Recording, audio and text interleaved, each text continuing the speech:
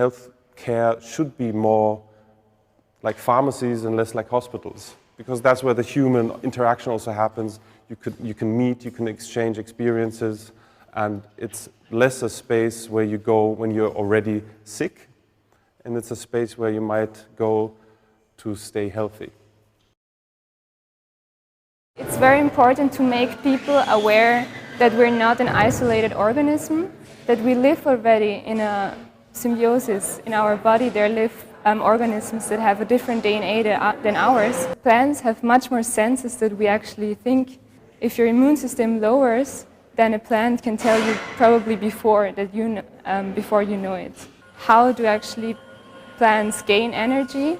It's through photosynthesis, and there are a lot of theses that human beings can do this as well. And we researched a lot about organisms that are doing this already. There's, for example, a snail that is doing photosynthesis, and we think that human beings can do this as well one day.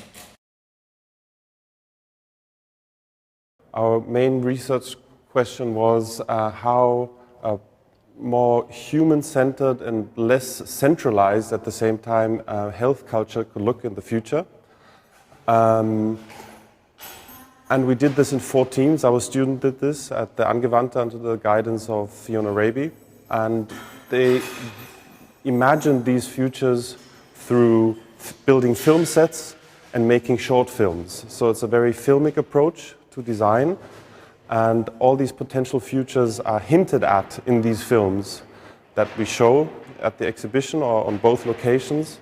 And we also show 2 of the 4 sets that were built to make these films. We designed a new service provided by hospitals or the pharmacy called Ex Vivo. And our Ex Vivo station or area is basically a center where citizens can have a simplified copy of their body made and stored.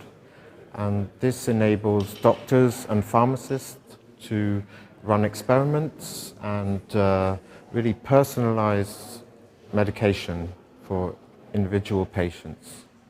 Doctors, pharmacists could also monitor the general health of the population using these copies that would also be synced with the daily lives of the citizens. The sets were also used to talk to a huge range of health experts on the different topics.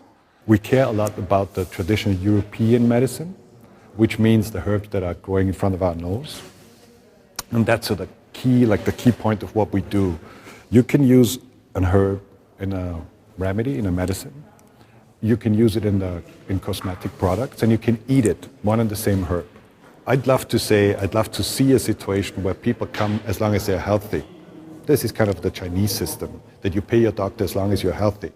And if you get ill, you don't pay him no more because he then didn't succeed in keeping you healthy. I'd see the pharmacy in the future as the meeting point for staying healthy. Meaning that you go there, you get any kind of advice, you meet many different professionalists that really know about what they do. And I think we already tried to do this. So it's really important that the pharmacist has a bigger impact on the personal health of the citizens. And we wanted the citizens to spend more time in the pharmacy to benefit from the knowledge and expertise of the pharmacists. So we created a new form of edibles which distinguish themselves through new textures and new forms, new rituals, and the way they are eaten and the way the people produce them and consume them. And the edibles are neither medicine nor food. They're a collaboration of natural ingredients and modern substances which benefit the end customer while he eats it.